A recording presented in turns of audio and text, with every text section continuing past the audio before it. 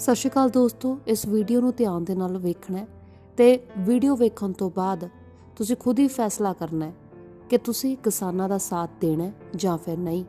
ਸਭ ਤੋਂ ਪਹਿਲਾਂ ਤੁਹਾਨੂੰ ਇਹ ਜਾਣਨਾ ਜ਼ਰੂਰੀ ਹੈ ਕਿ ਆਖਿਰ ਇਸ ਬਿੱਲ ਦੀ ਸ਼ੁਰੂਆਤ ਕਿੱਦਾਂ ਹੋਈ ਹੈ।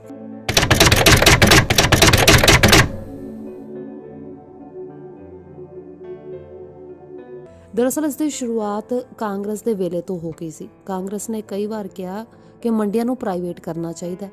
शरद पवार ने भी चिट्ठी दे राहीं ये गल कही सी, पर कांग्रेस के उल्ट उस वेले बीजेपी सी, जिस कारण उन्होंने इस बिल का विरोध किया ते बिल नूं पास नहीं होने दिता। ग्रामीण अर्थव्यवस्था ये कहती है कि आपके ये बैंकों के एटीएम तो आ जाए हैं, आड़ती उस किसान का पारंपरिक एटीएम है।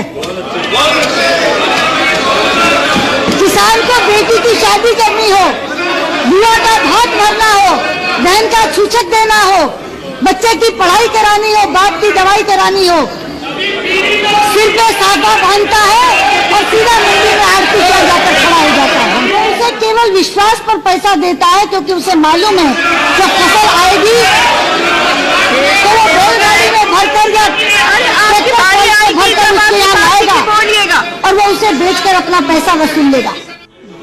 मैं पूछना चाहती हूँ, क्या वॉलमार्ट और टेस्को उसे उधार देगा? क्या उसे संवेदना होगी उसकी बेटी की शादी या बहन का भात भरने की? उसे तो धोती और साफे वाले किसान से बदबू आएगी। और कौन डायरेक्ट बात कर सकेगा? कोई किसान से सीधा खरीदेगा? अरे नई एजेंसियां खड़ी होंगी, वो नए बिचौलिए खड़े हो जाएंगे। इसलिए ये कहना कि बिचौलिया को आप समाप्त कर देंगे या मिडलमैन को आप समाप्त कर देंगे, ये बात सिरे से गलत। दोस्तों, साडा देश एक डेमोक्रेटिक कंट्री है। की इत्थे अंदोलन करन दी आग्या नहीं है? ਜਦੋਂ ਵੀ ਕੋਈ ਆਪਣੀ ਆਵਾਜ਼ ਜਾਂ ਅੰਦੋਲਨ ਕਰਦਾ ਹੈ ਤਾਂ ਸੱਤਾ ਦੇ ਵਿੱਚ ਮੌਜੂਦ ਸਰਕਾਰ ਉਸ ਦੀ ਆਵਾਜ਼ ਨੂੰ ਕਿਉਂ ਦਬਾਉਂਦੀ ਹੈ? ਦੋਸਤੋ, ਇਹ ਉਹ ਤਸਵੀਰਾਂ ਨੇ ਜਦੋਂ ਹਰਿਆਣਾ ਪਹੁੰਚੇ ਕਿਸਾਨਾਂ ਦੇ ਉੱਪਰ ਅਤਿਆਚਾਰ ਕੀਤਾ ਗਿਆ, ਬੈਰੀਕੇਡ ਲਗਾਏ ਗਏ, ਪਾਣੀ ਦੀਆਂ ਬੁਛਾੜਾਂ ਮਾਰੀਆਂ ਗਈਆਂ, ਆਂਸੂ ਗੈਸ ਦੇ ਗੁਬਾਰੇ ਵੀ ਕਿਸਾਨਾਂ ਦੇ ਉੱਪਰ ਛੱਡੇ ਗਏ। ਬੀਜੇਪੀ ਦੀ ਆਈਟੀ ਵਿੰਗ ਯਾਨੀ ਸੋਸ਼ਲ ਮੀਡੀਆ ਨੇ ਉਹਨਾਂ ਕਿਸਾਨਾਂ ਜਾਂ ਸਿੱਖਾਂ ਸਰਦਾਰਾਂ ਨੂੰ ਖਾਲਿਸਤਾਨੀ ਪੇਸ਼ ਕੀਤਾ ਜੋ ਸ਼੍ਰੀ ਗੁਰੂ ਗੋਬਿੰਦ ਸਿੰਘ ਜੀ ਨੂੰ ਮੰਨਦੇ ਨੇ, ਸ਼੍ਰੀ ਗੁਰੂ ਗ੍ਰੰਥ ਸਾਹਿਬ ਜੀ ਨੂੰ ਆਪਣਾ ਗੁਰੂ ਧਾਰਦੇ ਨੇ। ਉਹ ਕੌਮ ਜੋ ਸੰਕਟ ਦੀ ਘੜੀ ਆਪਣੀਆਂ ਕੁਰਬਾਨੀਆਂ ਦਿੰਦੀ ਆਈ ਹੈ ਤੇ ਅਜਿਹੇ ਕਿਸਾਨਾਂ ਨੂੰ ਬੀਜੇਪੀ ਖਾਲਿਸਤਾਨੀ ਤੇ ਅੱਤਵਾਦ ਕਹਿ ਕੇ ਪੂਰੀ ਦੁਨੀਆ ਦੇ ਵਿੱਚ ਬਦਨਾਮ ਕਰ ਰਹੀ ਹੈ। ਦੋਸਤੋ, ਸਾਲ 2014 ਦੇ ਵਿੱਚ ਜਦੋਂ ਬੀਜੇਪੀ ਆਪੋਜੀਸ਼ਨ ਦੇ ਵਿੱਚ ਸੀ ਤਾਂ ਰਵੀ ਸ਼ੰਕਰ ਪ੍ਰਸਾਦ ਹੀ ਸੀ ਜੋ ਭਾਰਤ ਬੰਦ ਦੇ ਲਈ ਸਾਈਕਲ ਤੇ ਗਿਆ ਸੀ।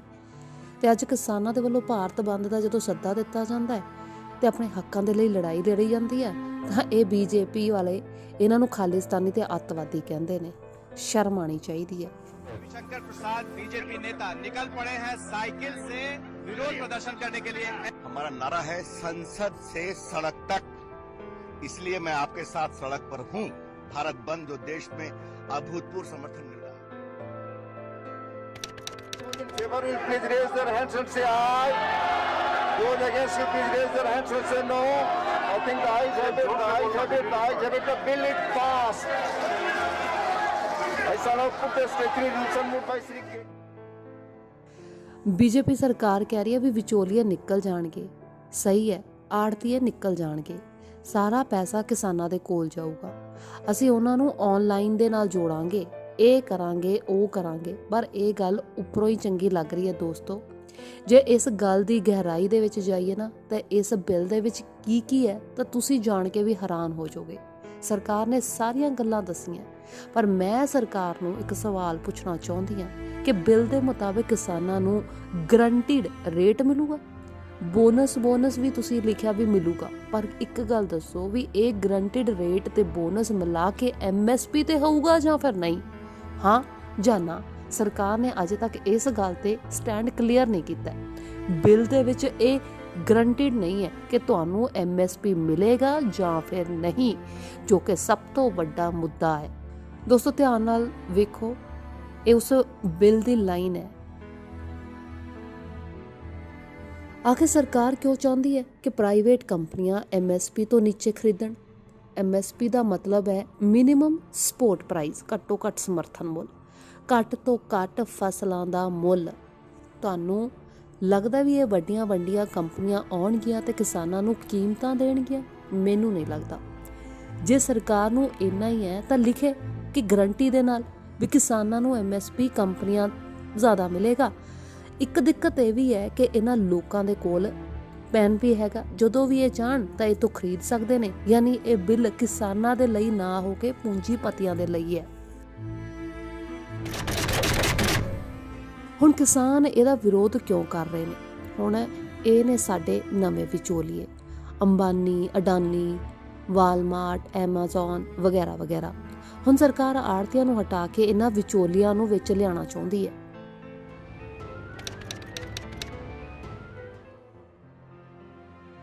ਅੱਛਾ, ਹੁਣ ਕੁਝ ਲੋਕ ਇਦਾਂ ਦੇ ਨੇ ਜਿਨ੍ਹਾਂ ਨੂੰ ਦਿੱਕਤ ਹੈ ਵੀ ਕਿਸਾਨ ਕਰੋਨਾ ਦੇ ਵਿੱਚ ਪ੍ਰੋਟੈਸਟ ਕਿਉਂ ਕਰ ਰਹੇ ਨੇ।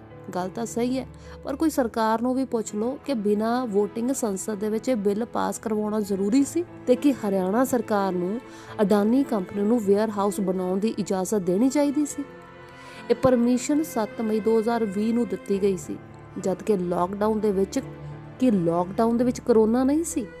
ਸਰਕਾਰ ਨੂੰ ਇੱਕ ਵਾਰ ਪੁੱਛ ਲਓ ਇਹ ਕਿਉਂ ਕੀਤਾ। ਸਮਝਦਾਰੋ, ਆਪੇ ਸਮਝ ਲੋਗੇ ਵੀ ਸਰਕਾਰ ਨੇ ਵੇਅਰ ਹਾਊਸ ਬਣਾਉਣ ਦੀ ਇਜਾਜ਼ਤ ਕਿਉਂ ਦਿੱਤੀ ਹੈ। ਹੁਣ ਇਹਨਾਂ ਕੰਪਨੀਆਂ ਦੇ ਨਾਲ ਦਿੱਕਤ ਕੀ ਹੋਊਗੀ?